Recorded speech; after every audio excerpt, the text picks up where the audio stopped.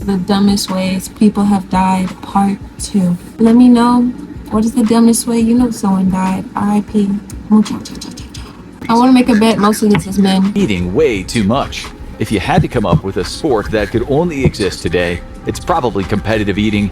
Yes, I mean, at least you died happy. you can watch gustatory gladiators And you died from a glizzy. like when hot dog eating champs Joey Chestnut and Takeru Kobayashi faced up. That's real Diddy of you. Chestnut eating a staggering 83 hot dogs in one sitting.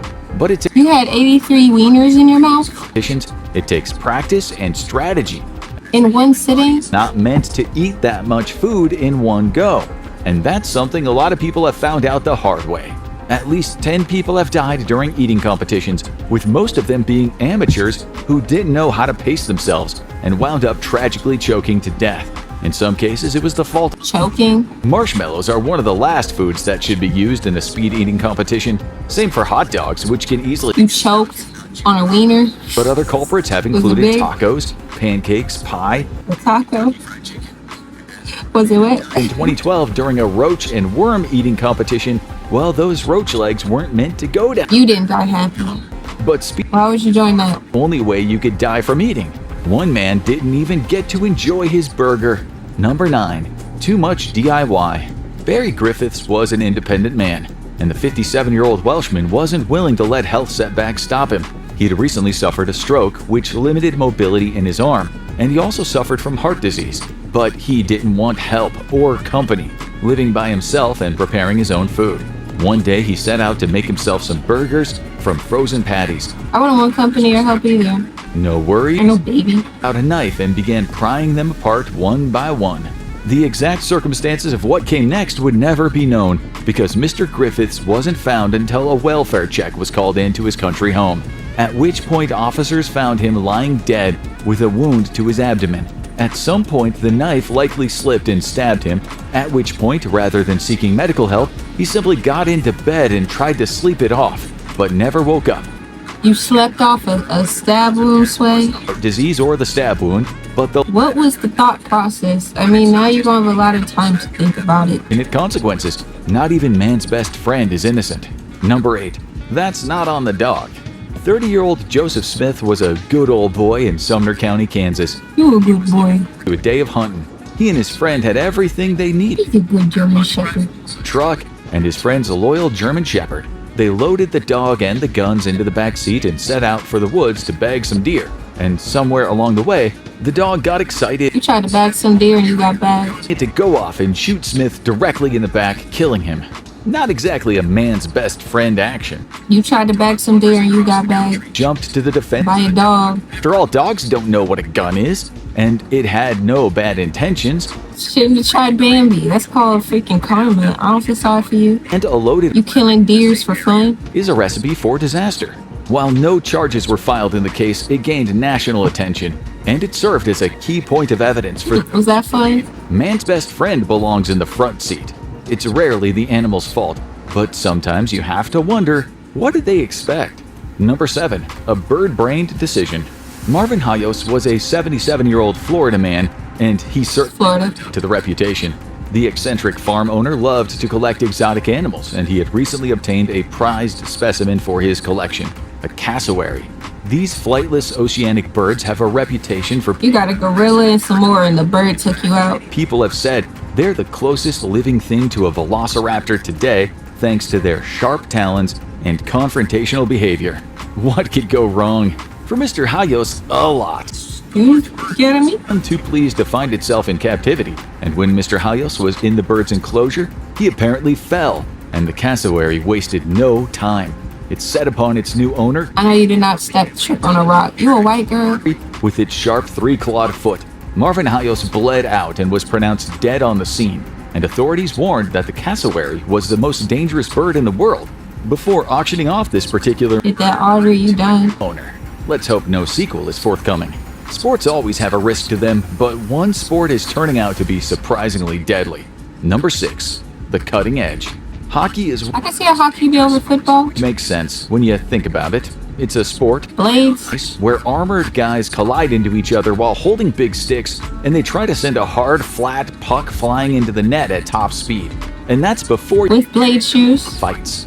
But there's another element that's only getting attention now. They're doing it all with razor That ice skate. proved to be the undoing of Adam Johnson, a pro hockey player who was playing in England in 2023 when he was the victim of a freak accident. While Johnson was playing against the Sheffield Steelers, he fell on the ice, and the Steelers player Matt Petgrave kicked up toward him, the blade of his skate cutting Johnson's neck. Johnson collapsed and bled out on the ice, and a manslaughter arrest would later be made, something very rare in an on-field sports incident. But this wasn't the only case like They shouldn't have went to jail. That's like charges to the game. That's a risk. it in a high school hockey game. It's like arresting someone for a tackle and then they freaking in football. Ice blade sports have just a certain level of lethal risk. Teenage rebellion can have deadly consequences, even for royals. Number 5. Fire in the hole. Archduchess Matilda Marie Adelgunda Matilda. that's Remember that movie? seemed to live a charmed life. The third child of In my collab DM if you want to react to your stuff. Hildegard of Bavaria.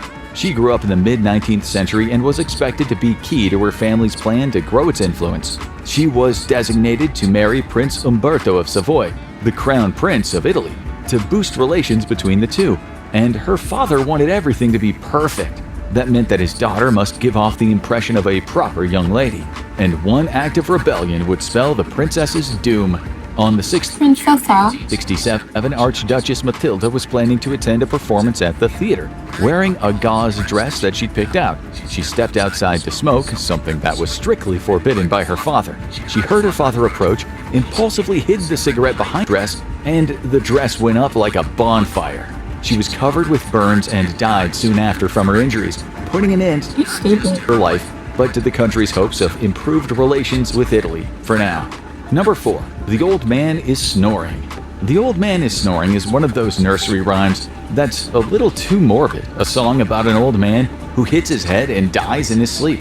But it's not artistic like The phone is ringing. falling out of bed is one of the most surprisingly common causes of injury and death, with up to 20,000 people suffering injuries each year and several hundred dying in the United States. New fear and loss. So what about our beds is so deadly? In a word, nothing. When we're likely to fall out of bed, we've either just woken up or we're still asleep tossing and turning in a dream. That impacts our response time, which can be deadly. After all, you're not falling from a high distance, but a few feet can be all that matters if you hit the wrong point. A head injury can not only be fatal, but hard to detect. That's what happened to a famous Almost poked my eye on my nightstand. head in the shower, went to sleep and never woke up. Likewise, falling the wrong way and breaking a neck is possible if you go head first. So maybe the best approach is to invest in a king-size bed. This next entry Yeah, California King, my man. had choice in the heat of the moment. Number 3, out of the frying pan, into the fire. Brazil is one of the In the jungle, the mighty jungle. residents are always friendly, as one 30-year-old man in Brasilândia de Minas in the south of the country found out. He was fishing with some friends at a lake. There you go, killing animals for fun. Bees. And then you get attacked by animals, as you should, stupid. To escape the angry bugs, only to make a horrifying. It's gonna wait for you. They were not alone in the lake, and the other residents were hungry. Yes, the lake was filled with some of South America's most feared residents, piranhas, while the carnivorous You don't even educate yourself what you start jumping into. portray them as It's called natural selection. blood and open wounds, and dozens of bee stings would qualify. While 2 of the men managed to swim away safely, one was likely overcome by a combination of the pain and the water and became a fish buffet. He was found 4 meters from shore, partially eaten by the piranha. Looks like the fish won this round. Maybe being a spectator is safer, but not always. Number 2, worst game ever. Sporting events are always a big draw, as anyone who's ever tried to get tickets to the Super Bowl knows. That was already the case in 1900, when Stanford and UC Berkeley were about to play their annual Thanksgiving game. Didn't want to pay the hefty $1 admission fee, so some got a bright idea to climb up on the roof of a nearby glass-blowing factory to get a view from there. Soon, people were crowded on the roof. The game kicked off around 2:30, and it's believed over 500 people gathered on the roof. Stupid. Tried to restore order, but failed, and after 20 minutes the roof gave way, sending the massive crowd tumbling into a furnace below.